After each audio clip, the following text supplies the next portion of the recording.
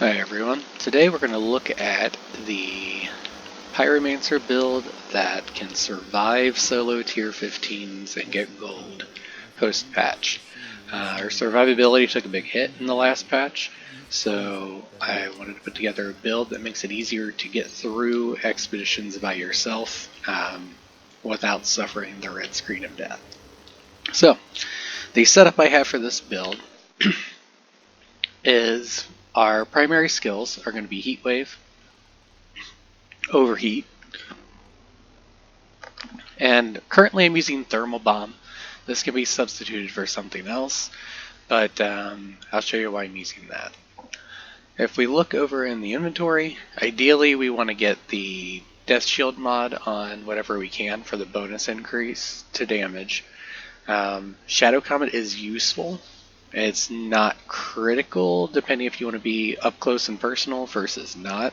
If you want to be more distant, you want Shadow Comet.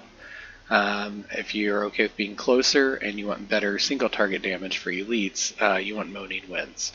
Right now I run Shadow Comet on my primary weapon with Fortress, and I run Moaning Winds on my secondary with Fortress, and I even run Moaning Winds on my backup weapon. So ideally I can start an expedition, fire off a shot of each of these, and then whenever I'm fighting maybe elite after I've done my debuff routine, which I'm going to show you, I swapped these two and just reload them. Equipment, you want a 3-piece Akari set. That's kind of essential to the most anomaly power builds for the Pyromancer, because you get 50% extra anomaly power for each enemy hit, and I believe it stacks up to 10 times. So if you get 10 guys in it, you will get a lot of anomaly power bonus.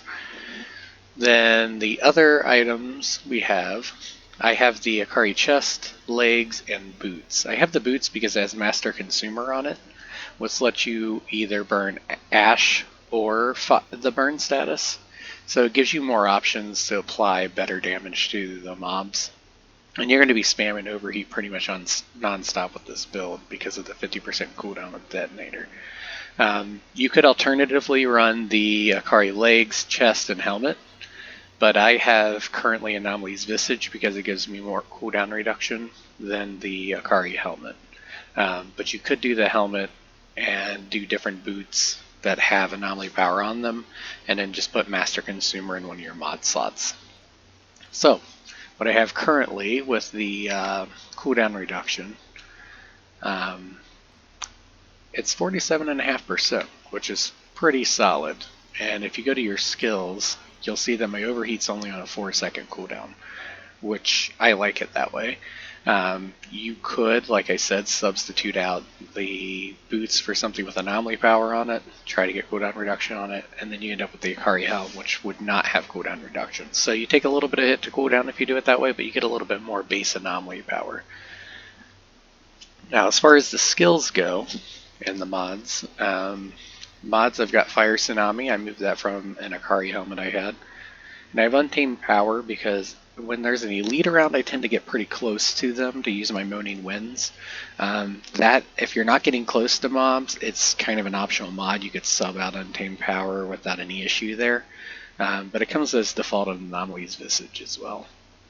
And so I am running that, and then what I'll do when I'm fighting is I'll get close and I'll do my Moaning Winds reloads. And if you pop a melee skill, it'll trigger Untamed Power.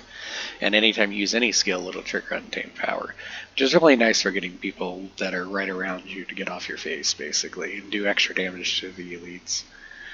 And as far as survivability and debuffing, the goal here is when you fight an elite or any mobs you can, we have the burnout ability, where damaged enemies take 25% more damage for 8 seconds. That stacks, so if you have an extra use of your Tidal Wave, you hit them twice with Tidal Wave, now they're taking 50% extra damage, and since I have Branded from the Tier 3 mod, enemies affected by this skill receive 40% more damage. So if you double Fire Wave someone and then you throw a Thermal Bomb on them, now they're taking 90% more damage, then you go and you pop them with the Shadow Comet, and then switch over and reload for your Moaning Winds damage on them, and that drops pretty much any elite, usually with one reload, sometimes two, depending. And Master Consumer is very useful because I'll show you in the build here, one of the skills that I took actually exploits that pretty well. Now, to exploit it really well, you actually want a little bit more status power. I only have 30%. If you get upwards of 60%, then you can potentially get your Ash status for a lot of mobs to last longer than your cooldown on Overheat. Because right now I have a 4-second cooldown on Overheat. Ash is a 2.5 second cooldown by default. So if you do the math on that, we'll just do that real quick. 10% will give you an extra 0.25 seconds. So if you have 60% extra status power, then Ash status should last, unless they have resistance, for 4 seconds, which is the cooldown of my Overheat. So if you can get your status power just above 60%, you could potentially have your mobs have Ash status on them. And I'll show you how we apply that with this build. A lot of people are running, for their skills, they're running Ash Blast. I don't really prefer Ash Blast, but I also don't have Death Sentence, the Tier 3 mod. I don't have that, so it's not as useful for me. I prefer instead to apply the Ash status via class skill. So what I did here is the basic bottom tree here.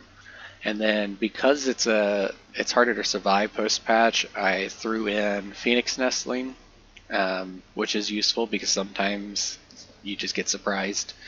And the big thing is I moved up to here and I got Incinerate.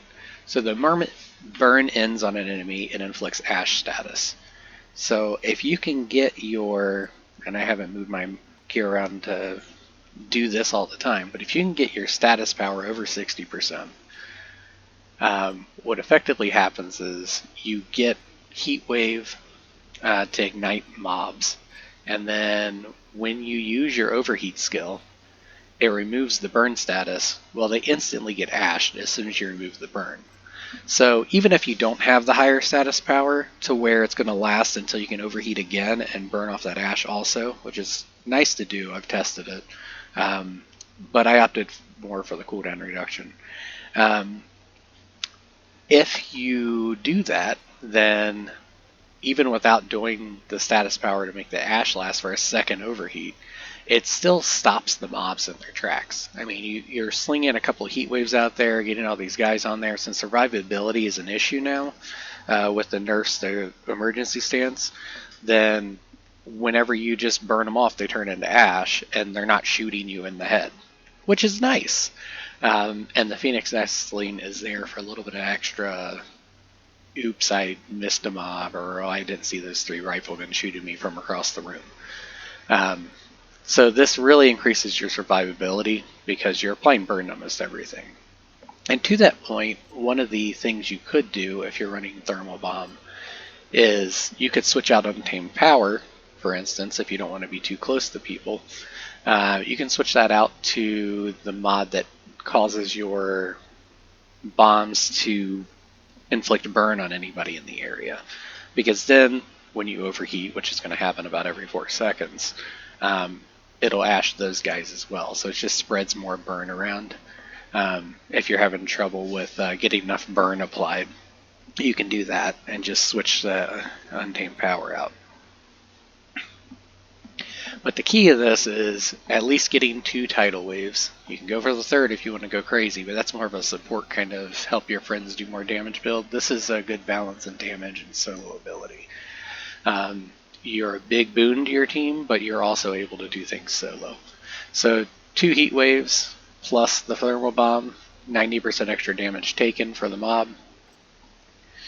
And you can even sub in Captain Hunter. If you subbed in Captain Hunter, you could do that instead of Untamed Power. That's just another option.